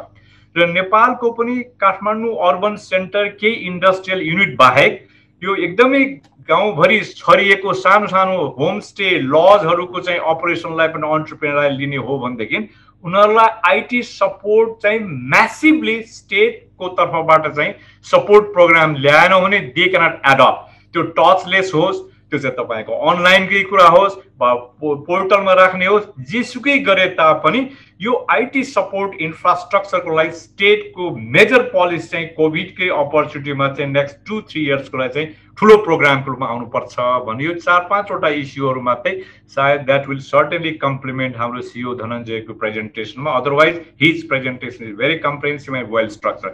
Thank you very much for giving me this opportunity. धेरै धेरै धन्यवाद प्रचण्डमान सरलाई। Very short, sweet and powerful thoughts for tourism revival. र उहाँले जुन एज एन एडिसन भनेर 2वटा शब्दहरू जुन कोभिड-19ले छोडेको स्कार र फियर, घाउ र डर, र त्यसलाई हामीले कसरी चाहिँ अब एड्रेस गर्नुपर्छ भन्ने कुरा एड अन गर्नुभयो। र भ्याक्सिनको कुरा चलिरहँदा चाहिँ अब हामीले भ्याक्सिन लगाएकोलाई मात्रै ल्याउन पो सक्छौँ कि भन्ने कुराहरू र यो कन्फ्युजनको स्टेट चाहिँ हामीलाई च्यालेन्जिङ भएको र मलाई एकदमै टेक अवे र यो अन्डरलाइनिङ चाहिँ लागेको स्ट्रेन्थ पास्टमा भिजिट गरेर फर्किएकाहरूको जुन चाहिँ रिपिटेड भिजिटर्स छ उहाँहरूको एक्सपिरियन्सहरूलाई चाहिँ अगाडि ल्याउनलाई पहल गर्नुपर्ने त्यो आवश्यकता रहेको भनेर असाध्यै राम्रोसँग उहाँले भन्नुभयो। र चाहिँ प्रोडक्टको चाहिँ फोकसमा हामीले 3 तरिकाबाट गर्न सक्छौँ। र अर्को कुरा लजिस्टिक्स चाहिँ हाम्रो लागि एकदमै ठुलो चुनौती छ भनेर उहाँले भन्नुभयो। सरलाई धेरै धेरै धन्यवाद। यसपछि भने अब हामी नेपाल राष्ट्र बैङ्कका पूर्व गभर्नर तथा पूर्व पर्यटन सचिव दिपेन्द्र पुरुष ढकालज्यूको प्रस्तुति सुन्छौँ। नेपाल राष्ट्र बैङ्कका पूर्व गभर्नर दिपेन्द्र सर एक वरिष्ठ स्वतन्त्र परामर्शदाता हुनुहुन्छ र नेपाल सरकारको विभिन्न उच्च ओहदामा रहेर उहाँले लामो समयसम्म सेवा गर्नुभएको छ र उहाँ पर्यटन विभागका पूर्व महानिर्देशक पनि हुनुहुन्छ। दिपेन्द्र सर, अबको 12 मिनट समय तपाईँको। Over to you Dipendra sir. Thank you Anitaji. एकदमै गहकिलो छलफल चलिराखेको छ अनि तपाईँले चाहिँ जसरी मोडरेट गरिदिनु भएको छ it's very very well done. Thank you very much. धनञ्जयजीको चाहिँ नि प्रस्तुति माथि जुन प्रचण्ड सरले टिप्पणी गर्नुभयो, प्रचण्डजी र म चाहिँ नि यो नेपाल टुरिज्म बोर्डको जन्मदाता मध्येकै चाहिँ टिममा बसेका मान्छेहरू हौँ र वास्तवमा एनटिबीले आफ्नो सङ्गठनात्मक स्वरूप लिनुभन्दा अगाडि त्यहाँको चाहिँ पहिलो सिइओ नियुक्त गर्नुभन्दा अगाडि प्रचण्डजीले नै हेड गर्नुहुन्थ्यो त्यो। त्यस कारणले अब हामी दुईजना पनि भयौँ र अहिलेको वर्तमान धनञ्जयजी पनि हुनुहुन्छ भन्दाखेरि होल सेट यो इतिहासै यहाँ बस्यो भनेर माने पनि यो मानेमा धन्यवाद दिन्छु कि तपाईँको प्रेजेन्टेसन अब तपाईँले चाहिँ आउनु भएको धेरै समय भएको छैन तर फेरि अलिकति रिसर्च अनुसन्धान पढ लेखबाट आउनु भएको मान्छे तर यहाँ राम्रोसँग सेट हुनुभएको छ भन्ने कुरा तपाईँहरूको योभन्दा अगाडिका प्रस्तुति पनि मैले सुने हो र अहिले पनि सुन्दाखेरि बडा ढुक्क लागेको छ कि तपाईँले एकदम आफ्नो चाहिँ नि पाइताला जमाउनु भयो भन्छ नि नेपाली भाषामा, त्यो चिज चाहिँ लाग्यो। तपाईँको बहुत राम्रो स्ट्रङ चाहिँ प्रेजेन्टेसनको लागि धन्यवाद। मैले भन्नु खोजेँ 2-4वटा कुरा त प्रचण्डजीले उठाएको पोइन्टमै परे हुनाले म त्यो नदोहोरम र मलाई 1-2वटा कुरा चाहिँ नि थप के भन्न मन लाग्छ भनेदेखि चाहिँ नि सबभन्दा पहिला यो कन्ट्रीको इमेजलाई चाहिँ नि हामीले कसरी सहज बनाउने भन्नेतिर बढी ध्यान दिनुपर्छ। यो जति सुकै हामीले चाहिँ प्रमोसनमा मार्केटिङमा खर्च गरे पनि समय दिए पनि यदि घरभित्र व्यवस्था मिलेको छैन भने त्यसपछि चाहिँ त्यसबाट उपलब्धि हामीलाई प्राप्त हुँदैन, उल्टो खर्च र मेहनत खेर जान्छ। अब हामी धेरै ठुलो आकांक्षा गर्ने बेला त अहिले छैन। We all know about it, मैले एक्सप्लेनै गर्नु पर्दैन। कोभिडले निकालेको चाहिँ समस्या आज 10औं 11औं महिनादेखि निक्लेको समस्या र रिभाइभल अफ कोभिड, अब नयाँ चाहिँ भाइरसहरू आएर युरोपमा बेलायतबाट सारा चाहिँ हवाईजहाज बन्द गर्नुपर्ने अवस्था आयो। हिन्दुस्तानमा पनि 8-9 जना भेट्यो भन्थ्यो, अब त 20-22 को रेन्जमा पुगिसक्यो भन्छन्। भनेदेखि यो माहौल चाहिँ संसारभरि यसरी बिग्रेको छ कि इन्टरनेसनल टुरिस्ट अथवा हामी थर्ड कन्ट्री टुरिस्ट भन्छौँ, त्यसमा ज्यादा आधारित भएर चाहिँ नि धेरै समय खर्च गऱ्यौँ भने सायद उपलब्धि हामी त्यो मानेमा पाउँदैनौँ। यो भने मतलब बिर्सिहाल्नुपर्छ भन्ने होइन। भ्याक्सिन आउन लाग्यो, भ्याक्सिन मध्ये पनि हिन्दुस्तानको सेरम चाहिँ भ्याक्सिन आउन लाग्यो, जुन हामी अफोर्डेबल छ र नेपालले ल्याउन खोजिराखेको छ पनि भन्दैछौँ। त्यो आएछ भने अघि ठ्याक्कै प्रचण्डजीले भने जस्तो हिजो क्वारेन्टिनको व्यथा हुन्थ्यो भने अहिले 2 डोज भ्याक्सिन लगाइसके मान्छे भयो भने क्वारेन्टिनै चाहिँदैन भन्न पनि पाइन्छ। त्यस कारणले सहजताको वातावरणमा इन्टरनेसनल टुरिज्म जान सक्छ भ्याक्सिनको चाहिँ इफेक्टिभहरू हुँदै आयो भने। त्यसपछि यो समस्या यही तादादमा रहँदैन। तर नेपालको चाहिँ दशा हेर्नुहोस्, दशा भन्दाखेरि यसलाई अन्यथा नलिनु होला कि अब वैशाखमा चुनाव हुने भनिएको छ। अब वैशाखसम्म चुनाव हुने नहुने भन्दाखेरि यहाँको अवस्था यस्तो सिर्जना हुन्छ, यसले राम्रो माहौल क्रिएट गर्दैन। अहिले नै भइरहेछ ख्याल छ राजनीतिक हिसाबले। यदि वैशाखमा चुनाव भएन, उपस्थिति यदि पुनर्स्थापना भयो भनेपछि यो किचलो कति समय फेरि बढेर जान्छ। त यसका छन् यो पक्ष तपाईँ हाम्रो कन्ट्रोलमा छैन। यसले मुलुकको इमेजलाई राम्रो चाहिँ गर्दैन, ड्यामेज चाहिँ गर्छ। टुरिज्मको हिसाबले त ड्यामेज गर्छ। त्यस कारणले यो बेलामा बनाउने स्ट्राटेजी भने चाहिँ धनञ्जयजीलाई अझ यसमा थप चाहिँ दुःख यसमा बिहोर्नु पर्ने कुरा भयो। अनि अर्को त्यस कारण रियालिटी बेस्ड एउटा चाहिने भयो हाम्रो सिनारीको कारणले गर्दा। तर एउटा फाइदा धनञ्जयजीलाई के छ भनेदेखि स्वास्थ्य मन्त्री भएको भानुभक्त ढकालजी मेरो बन्धु भनौँ न, ढकाल हामी है, भानुभक्त ढकालजी चाहिँ नि कोभिडको त्रसित भएको मुलुक सञ्चालन गरेर आउनु भएको व्यक्ति पर्यटन मन्त्री हुनुभएको छ। उहाँलाई निकै प्रयोग गर्नुहोस्। अब यो कोभिडबाट चाहिँ कोभिडको व्यथा बिर्सने बाटो उहाँले बताइदिनुपर्छ टुरिज्मलाई जोगाउनेमा हो। अनि त्यसैले गर्दाखेरि यसलाई चाहिँ नि हामीले प्लस पोइन्टबाट लिएर जान सक्ने अवस्था। अब तपाईँले 2 दिनको बिदाको कुराहरू ल्याउनु भएको थियो, यसको पोजिटिभ मेसेज हुन्थ्यो। डोमेस्टिक टुरिज्म तपाईँले प्रायोरिटीमा राख्नु भएको छ, फाइदा हुन्थ्यो होला। हामीले आफ्नो कालमा 2 दिनको चाहिँ बिदा गराउन धेरै प्रयास गरेर रिटायर भएपछि बल्ल बल्ल चाहिँ 2 दिनको चाहिँ छुट्टी भएको थियो। त्यो पनि ज्ञानेन्द्र सरकार आएपछि हटाइदिएर फेरि 1 दिनमा ल्याइदियो भने 2 दिन भइदिएदेखि डोमेस्टिक टुरिज्मलाई कति राम्रो हुन्थ्यो, सही बाटो थियो। अब त्यो सायद अब हुँदैन कि फेरि थाहा छैन। अब हामी मन्त्री जो प्रेस गर्नुहुन्थ्यो उहाँ गइहाल्नुभयो। अब नयाँ मन्त्रीजी आएपछि अब हुन्छ कि हुँदैन थाहा छैन, त्यहाँ जान सक्यो भने। तैपनि पोजिटिभ कुराहरू के छ डोमेस्टिक टुरिज्ममा हेऱ्यो भने हिजो आज मात्र म पढ्दै थिएँ अनलाइनमा, नामै नसुने मैले त, पर्वतको हाँडीकोट भन्ने ठाउँमा नेपालीहरू गएर चाहिँ हेर्न थाले अरे समतल मैदान भनेर चाहिँ नि त्यहाँ आजको चाहिँ नि अनलाइनमा देखिरहेको थिएँ। हिजोको अनलाइनमा हेरेको थिएँ घले गाउँमा चाहिँ डोमेस्टिक पर्यटकहरू जान थाले अरे भने नेपालीहरू यसरी हिँड्न थालेका छन्। अहिले भनेको हामीले टार्गेट गर्ने भनेको सबभन्दा चाहिँ बढी त नेपालीहरू पहिला घुमन्। नेपाली घुम्न थालेछन्, डोमेस्टिक टुरिज्म बढेछ भन्ने भयो भने विश्वलाई पनि थाहा हुन्छ कि ए सेफ छ भनेर भन्ने हुन्छ। त्यस कारणले यी नयाँ ठाउँहरू त भइराखेको रहेछ नि। अघि मालदिभ्सको कुरा तपाईँले गर्नुभयो नि, मालदिभ्समा त डोमेस्टिक टुरिज्म छैन। मालदिभ्सको टुरिज्मको स्टाइलै के छ भने एउटा आइल्यान्ड चाहिँ एउटा resort, island to island hopping गर्ने खालको टुरिज्म हो। त्यो त स्वतः क्वारेन्टाइन हो। त्यो वास्तवमा एउटा आइल्यान्डमा छिरेस्तो क्वारेन्टाइन भइगयो। त्यस कारणले उनीहरूको बेनिफिट उनीहरूले बहुत राम्रोसँग प्रयोग गरे। त्यस कारणले उनीहरूले चाहिँ गर्न सके। अहिले सिएनएनको चाहिँ नि 2021 को लागि चाहिँ नि सजेस्ट गरेको 21 डेस्टिनेसनभित्र मल्डिभ्स पनि पर्छ, थाइल्यान्ड पनि पर्छ, दुबई पनि पर्छ। अघि तपाईँले दुबईको कुराहरू पनि ल्याउनु भयो। अनि इन्टरनेसनल टुरिज्ममा त्यहाँबाट शिक्षा ल्याउँ न त। हामी त पढ्न सक्ने अवस्था थिएन, परेन भने 21 डेस्टिनेसन भर्खर आज मात्र आएको छ। त्यसमा चाहिँ मल्डिभ्स पर्यो। ल हेर्दै जानुहोस्। अब मल्डिभ्स पढ्न सक्नेको हामी चाहिँ त्यसमा अटाउन नसक्ने अवस्थामा हामी पुगेछौँ नि त। त्यसरी हामीले हेर्ने भयौँ। त्यसैले अब यो के भने नेपालमा पनि पोजिटिभ सिनारियो डेभलप हुँदैछ भने मैले फेरि अघि नेगेटिभको एउटा बताएँ भने अर्को के छ, हिजो आज तपाईँ हामीले सुनेका छौँ स्कुल खुल्ने भयो अरे भनेका छौँ। अघि तपाईँले नै पेश गर्नुभएको थियो पार्टी प्यालेस पार्टीले खुलिया छ। पार्टी प्यालेसमा त अब राजनीतिक भेलाहरू त भटाभट भएको भाइ सुनेछौँ हामीले, भने जस्तो कुरै आएन त्यहाँ चाहिँ। अब जुलुस चाहिँ बिना मास्कको जुलुस खुइ कालो चाहिँ गन्जी लगाएर हिँडे, आजै मात्र हेरेका थियौँ। अब यसले चाहिँ कोभिड बढ्यो भने कति बढाउने हो थाहा छैन, है बढाइदियो भने त फेरि बन्द हुने भयो, तपाईँ पनि चाहिँ अफिस आउन पाउने कि नपाउने थाहा छैन। र त्यस कारणले कुरा के भने तर पोजिटिभ आस्पेक्टहरू कहाँ कहाँ छ, जस्तो डिजिटलको कुरा तपाईँले पनि सुन्नुभयो, प्रचण्डजीले पनि सुन्नुभयो, एकदम सही हो। अहिले डिजिटलबाट नै चिनाउने प्रयासमा के यो व्यक्तिगत रूपमा चाहिँ अगाडि गएर जान सक्ने अवस्थै छैन। अब हेर्नुहोस् न, वाइल्ड लाइफ चाहिँ नि हाम्रो लागि एउटा 2 जना चाहिँ नि हाम्रा प्रिन्सहरू आएर चाहिँ नि हिमाल क्लाइम्ब गरेर गए, त खोइ त त्यसबाट हामीले बेनिफिट पायौँ के टुरिज्मको हिसाबले? त्यसलाई त हामीले क्यास गर्न सक्ने खोइ त कहाँ भयो त? भएन नि। अब वाइल्ड लाइफमा 0 पोचिङ थियो, अब वाइल्ड लाइफमा चाहिँ भटाभट चाहिँ नि अब बाघले मान्छे तानेर मारे पनि खबर आउँछ, राइनोको चाहिँ नि खाक समातेको आज देखिया छ, राइनो पोचिङ फेरि भयो भनेर चाहिँ कति 6-8 राइनो मर्यो भनेर पनि आइसक्यो। भने अब यसले त इमेज तुरुन्तै बिगारिदिन्छ, जबकि वाइल्ड लाइफ टुरिज्म पनि हाम्रो लागि कोभिडबाट अछुतो चाहिँ पाएको त्यो चाहिँ चल्ने सक्ने टुरिज्मको एरिया थियो।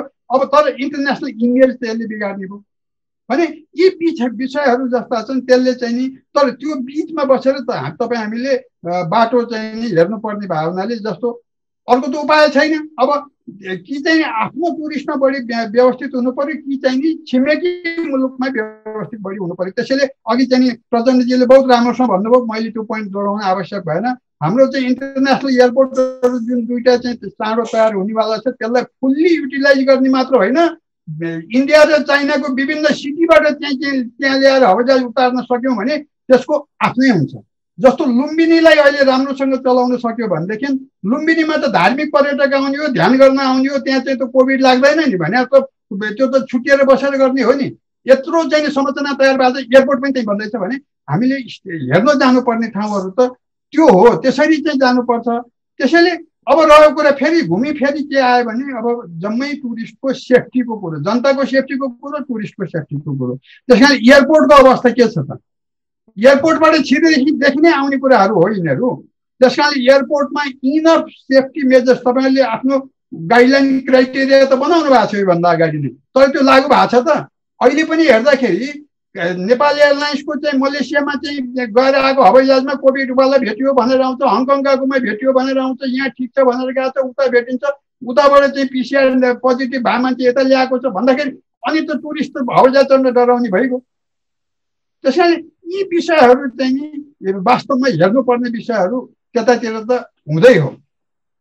त्यसैले मैले चाहिँ नि तपाईँले जुन यो 3टा स्ट्राटेजीमा जुन काम गरिरहनु भएको छ, रिस्टार्ट, रिभाइभल र चाहिँ रिथिङ्कको कुराहरू, वास्तवमा त्यो लिनुभएको स्टेप्समा त मलाई अन्यथा भन्नुपर्ने कुरो नै छैन कि त्यो एकदम सही कुरा हो कि चाहिँ नि गर्न सकिन्छ। अनि उसले प्रचण्डजीलाई भनेकैबाट चाहिँ एउटा यो पनि लिनुहोस् कि चाहिँ नि लोकल गभर्मेन्ट अहिले नभएको भए नेपालमा कोभिडको म्यानेजमेन्ट गर्नलाई असाध्य नै हुन्थ्यो, सकिँदैन थियो। लोकल गभर्मेन्ट एक्टिभली लाग्या हुनाले सुदूरपश्चिम र मध्यपश्चिममा डरलाग्दो अवस्था पनि चाहिँ म्यानेज भयो नि। भने जस्तै लोकल गभर्मेन्टहरू चाहिँ सक्षम हुँदै गएका छन्, यिनीहरूलाई प्रयोग गरेर टुरिज्मको विकास यिनीहरूको हातमा छोडेर सेन्टरबाट फेसिलिटेट मात्र गरिदियो भने अनि टुरिज्म चौतर्फी विकास हुन्छ। त्यस कारण थोरै मान्छे जाने ठाउँमा त सेफ्टीको डर हुँदैन हेल्थको हिसाबले।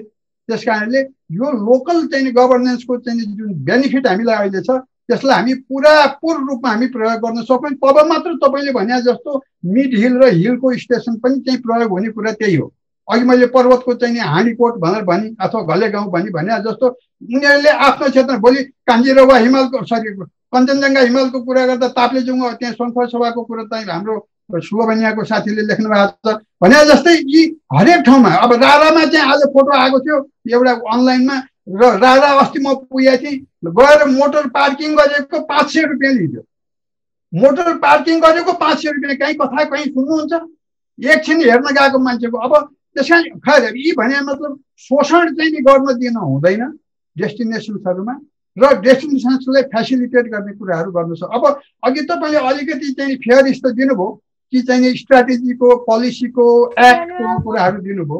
त यी सबै गर्नु थियो भने यो चाहिँ नि युरोपियन युनियनको ब्ल्याक लिस्टबाट हाम्रो एभिएसन इन्डस्ट्रीलाई हटाउने काम तपाईँहरूले कहिले यो बन्दाबन्दी भावेला गराउनलाई सक्नुभयो भने बहुत ठुलो चाहिँ फाइदा हुन्थ्यो कि चाहिँ नि जब फुल्छ तब हाम्रो युरोपसँग सिधा फ्लाइट जान्थ्यो होला, टुरिस्टहरू पनि बेस गरी आउँथ्यो होला।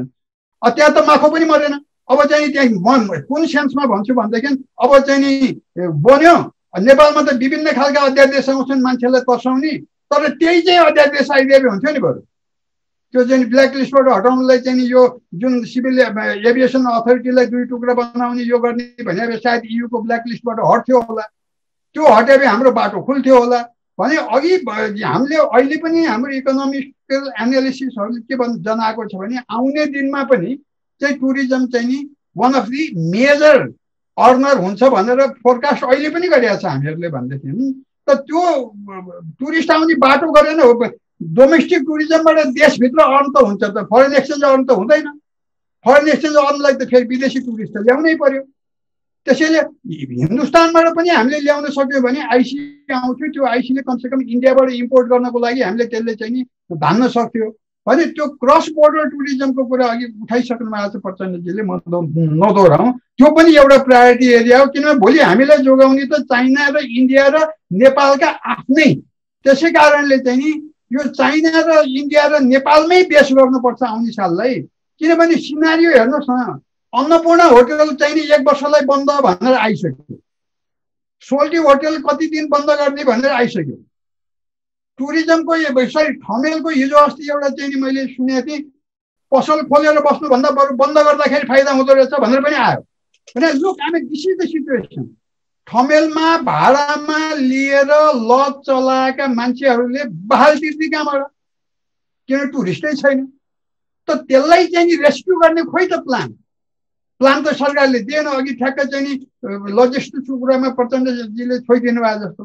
भनेपछि ठुल्ठुला होटलहरू पनि चाहिँ नि अब नआउने भयो भनेर बन्द भयो। त्यसको मेसेज त ब्याड मेसेज त गइदिइसक्यो। अब सानसाना चाहिँ नि लजहरू यिनीहरू पनि चाहिँ नि अब घरबेटीले पैसा कस्ने, उसले चाहिँ नि आम्दानी छैन कहाँबाट तिर्ने भने जस्तो भन्दाखेरि यो डामाडोलको स्थिति हुन त धनञ्जयजीको ठाउँ म भए पनि तर्सिन्थेँ होला, हतासिन्थेँ पनि होला। तर के भने अब तर तपाईँ अब अलि मभन्दा अलिकति जिउडाल पनि ठुल्ठुलै चाहिँ सक्नुहुन्छ, गर्नुहोस्। Thank you very much. Dipendra सरलाई धेरै धेरै धन्यवाद। उहाँले भनिहाल्नुभयो नेपाल पर्यटन बोर्डका जन्मदाताहरू मध्ये 2 जना आज यहीँ हुनुहुन्छ र इतिहासै यहाँ छौँ भनेर 2 जना जन्मदाता र 1 जना अहिले अगाडि बढाउँदै गर्नुहुने पनि उहाँ यहाँ हुनुहुन्छ। र यो हाम्रो लागि सुनौलो अवसर पनि हो। हामी 5वटा संस्थाको लागि यहाँहरू जस्तो हस्तीलाई ल्याएर हामीले यो संवाद सञ्चालन गर्न पाउनु पनि हाम्रो यो सुनौलो अवसर हो। धेरै धेरै धन्यवाद। हामीले आज इतिहाससँग कुराकानी गरिरहेका छौँ र सरले भन्नुभयो जस्तै सबैभन्दा एकदमै मनमा छोएको कुरा चाहिँ यो देशको छवि कसरी सहज बनाउने र त्यसको लागि यो वातावरण सिर्जना गर्न नेपाल पर्यटन बोर्डलाई पनि यो एउटा चुनौती छ भनेर उहाँले भन्नुभयो। र वैशाखमा हुने चुनावले अथवा यो चुनाव नभए पनि के हुन्छ भन्ने कुरा अझै त्यो पनि अर्को च्यालेन्जको कुरा रहेको कुरा र पोजिटिभ सिनारियो हामीसँग पनि छ। र धनञ्जय सरले भन्नुभएको जस्तो डिजिटल प्लेटफर्मको हामीले भरपुर प्रयोग गर्न सक्छौँ। र अर्को कुरा इन्टरनेसनल एयरपोर्ट्सको कुरा जोड्नुभयो सरले र जनता र टुरिस्टको सेफ्टीको लागि चाहिँ एनफ सेफ्टी मेजर्स चाहिँ कसरी चाहिँ हामीले अपनाउने, संवेदनशील भएर कसरी अपनाउनु पर्छ त्यो कुरा पनि हामीले लिनुपर्ने र लोकल गभर्मेन्टको स्ट्रेन्थलाई लिएर र लोकल गभर्नेन्सको बेनिफिट पुरापुर हामीले चाहिँ प्रयोग गर्न सक्यौँ र उहाँहरूलाई युटिलाइज गर्न सक्यौँ भने अझ हामी अगाडि बढ्न सक्छौँ भन्ने कुरालाई उहाँले एड अन गर्नुभयो। सरलाई धेरै धेरै धन्यवाद।